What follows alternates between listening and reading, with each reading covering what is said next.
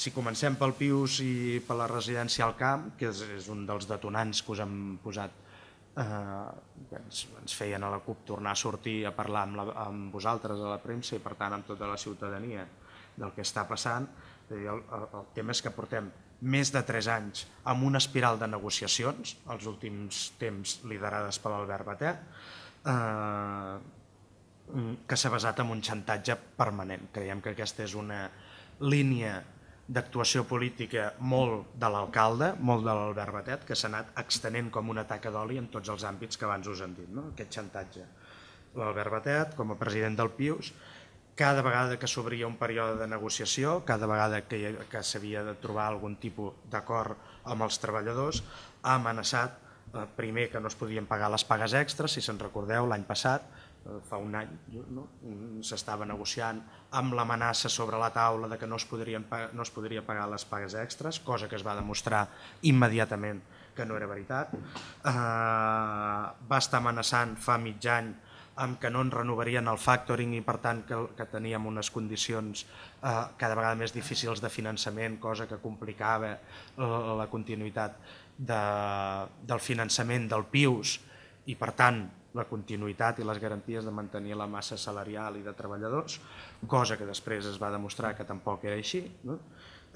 I ha anat amenaçant permanentment en cada una d'aquestes. Amenaçant, va rementint, no? Perquè posava sobre la taula una amenaça o un xantatge que després no s'acabava concretant mai i que li permetia resoldre una negociació o tal com ell volia, no? I l'última i la més espectacular des del nostre punt de vista ha sigut l'amenaça de subrogar la residència al camp si els treballadors i treballadores no s'avenien a acceptar els acords que des del Pius Hospital, des de l'Albert Batet, es proposaven, no? De subrogar la residència al camp a Vilaniu. Acte seguit, l'alcalde ens manifesta a nosaltres mateixos que que la residència al camp, acte seguit de que s'arribi a l'acord, sigui votat per un marge mínim, però ja suficient per tirar endavant l'acord.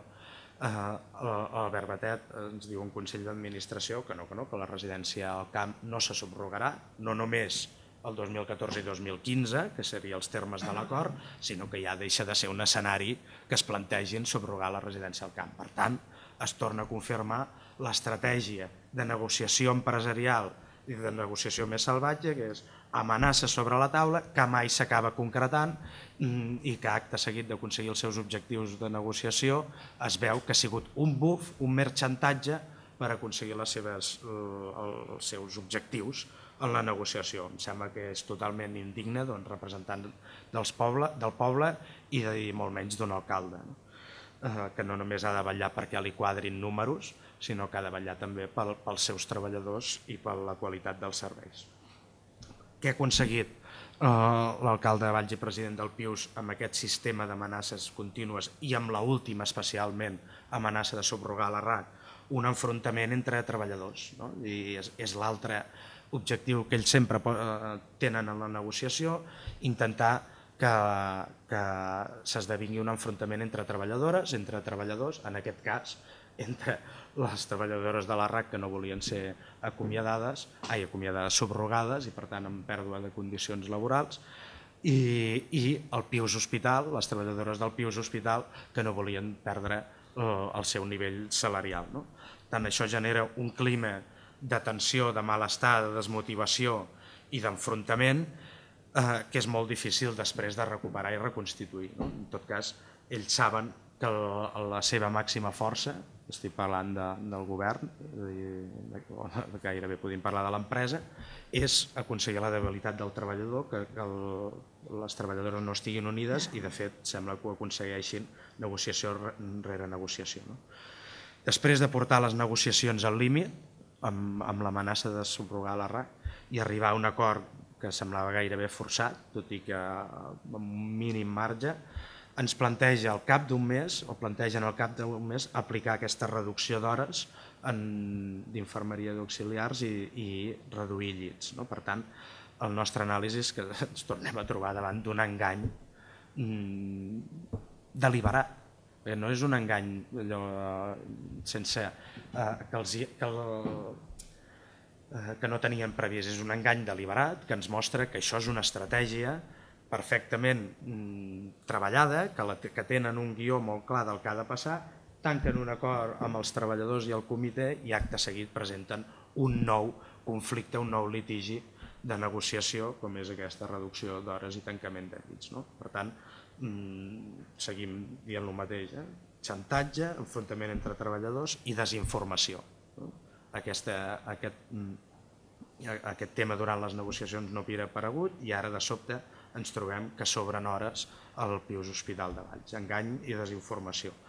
Per més INRI surt el Boi Ruiz, conseller de Sanitat, tenint la barra de dir que evidentment que el Pius no es reduiran serveis i que el Pius segueix sent l'hospital de referència de l'Alt Camp i de la Conca. Sembla molt bé, evidentment, que sigui l'hospital de referència, però seguir dient la immensa tonteria de que no redueixen serveis sembla una burla a tota la ciutadania. Es redueixen llits, es redueixen hores, estan augmentant les llistes d'espera i la pressió en càrregues laborals que estan patint les treballadores tant del Pius com de la RAC és enorme.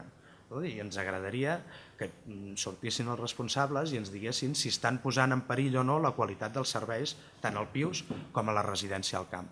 Nosaltres creiem que sí. Si en aquests moments el Pius i la RAC estan mantenint uns nivells òptims de qualitat, és simplement pel sobreesforç que estan dedicant-hi les treballadores i els treballadors tant de la residència al camp com del Pius. Això no vol dir que la situació no sigui insostenible, que per nosaltres ho és. Les càrregues laborals en aquest moment posen en perill la qualitat d'ambdós serveis.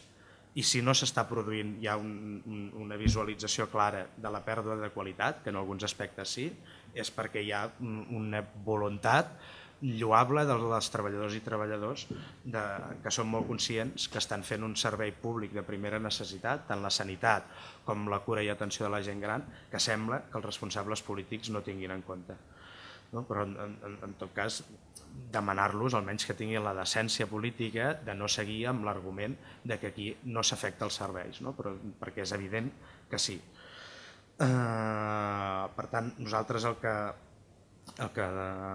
demanem i el que treballarem en els propers mesos és perquè la ciutadania de Valls entengui que les peticions dels treballadors i treballadores, les queixes dels treballadors i treballadores, són les queixes que hem d'assumir tota la ciutadania vallenca. Que l'aliança entre treballadors públics i usuaris de serveis ha de ser l'aliança que ens permeti evitar, frenar aquesta espiral de reducció de serveis, de reducció d'hores d'atenció, d'ampliació de càrregues laborals i que freni el que sembla que això sigui una barra lliure de negociació per reduir les condicions laborals i les condicions salarials dels treballadors. Per tant, en el cas del Pius i de la residència al camp és on s'ha fet més evident aquesta estratègia de xantatge, desinformació i enfrontament entre treballadores.